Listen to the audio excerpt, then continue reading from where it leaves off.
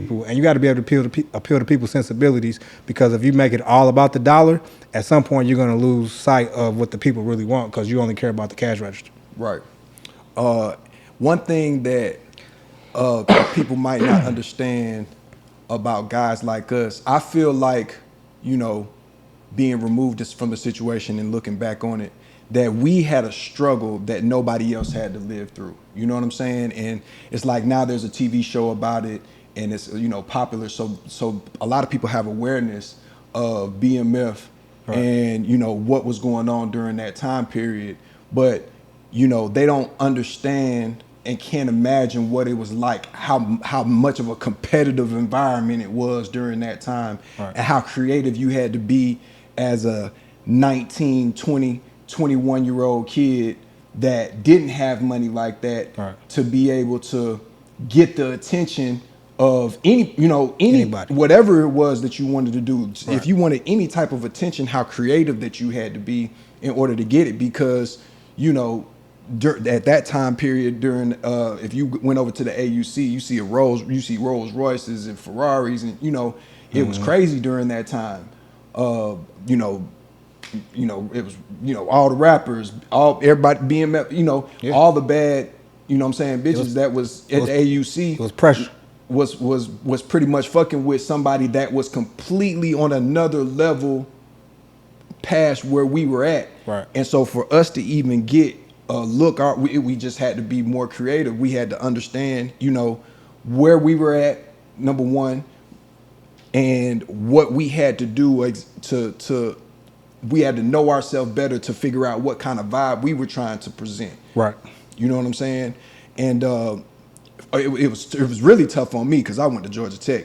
And, you know, I don't even have class. Y'all had access. You know what I'm saying? Right. Y'all had the ability to go to class, and you know what I'm saying? Y'all had an advantage. I didn't have an advantage. You know what I'm saying? I think that's probably the biggest thing that messed me up was, you know, it wasn't no NIL. You know what I'm saying? I ain't had no access to NIL money. All we had was Pell Grant, and we had to figure it out. You know what I'm saying? Whatever your hustle was. You know, and I'm from Atlanta, so, you know, I was leveraging my Pell Grant, you know what I'm saying, and doing what I needed to do with my relationships to even to try to compete, you know what I'm saying? And so during that time period, it was so much pressure, and like we were saying, you know, that vibe, the club scene and the party scene in Atlanta was changing because, you know, you could go into when we first got there, you know, there was they had SOs. When we first got there, SOs was off of Piedmont. Was that? No, that wasn't Piedmont. No. Memorial, I'm sorry. Memorial was the second SOs. One? The first SOs were upstairs, downstairs. It was somewhere around Piedmont. It wasn't was it Cortland? It was over there in that area or whatever. Mm-hmm. But you could just go in and kick it and have fun, and you know what I'm saying, dance. It was dance floors or whatever. Even you know, 112. There was not really any like VIP areas or whatever. You know, you had the VIP or whatever. It might have been upstairs. Or, you know, it might have been like a little area that they call VIP, but it wasn't like sections. Right. But then it's like, okay, well, everybody had a bottle. Everybody had a bottle. The club went from everybody was dancing to everybody had a bottle. Mm-hmm. And I remember my thing was, you know what I'm saying, before everybody else, I was a PJ guy. You know what I'm saying? Like, you know, everybody was on rosé. Well, no, let me take that back. Everybody wasn't on rosé. Everybody was just, you know, champagne, whatever bottle that you can get or whatever like that going on. And then, you know, I'm like, okay, rosé.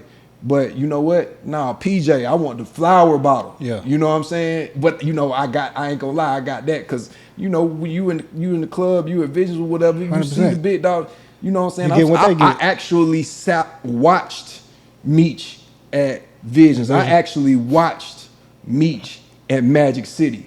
You know what I'm saying? I actually watched Meech at Cream and Buckhead. You know what I'm saying? Like, I actually watched these guys do what they were doing. So it was like, at that time period, you had to try to do things to, you know, to like separate yourself. So it's separating yourself, but they're also looking like everybody else too. Right. This is the tricky part of it because, and Meech even said that in one of his interviews, you know, like, y'all see me spending X amount of dollars in the club thinking, you know, boom, boom, boom, I done spent $100,000, but that's all the money y'all got. Like, I got X amount in savings account, you know what I'm saying, in cash at the crib, to the point of where like, this is where like nightlife in Atlanta gets really tricky, because like we visual people first, right? Like we discern and decide what we want to think about people, you know, even if you try to govern yourself against it, like we judge people based on how they look. So as a young cat coming up and you trying to compete, what the first thing you're gonna do? You're gonna try to dress like the big dogs. Right. You know what I'm saying? You're gonna ride with the big dogs buying. So to your point, the Pale Grant, yeah, niggas taking refund checks, going to Neiman and Saks, getting the product World Cups immediately. I need those. You know what I'm saying? You need the throwback jerseys. You need all of that. Right. You know what I'm saying? Like, so trying to look like something that you ain't at the time to compete with guys that are in a whole different tax bracket than you at the time, to compete with the same girls that they got easier access to because they got the money. And that just becomes a vicious cycle to unbreak, because once you get into doing that, if somebody does not unteach you that, and then you just get stuck in that process as an adult and not even realizing that you was doing that for an old goal. Exactly. And it just becomes a habit.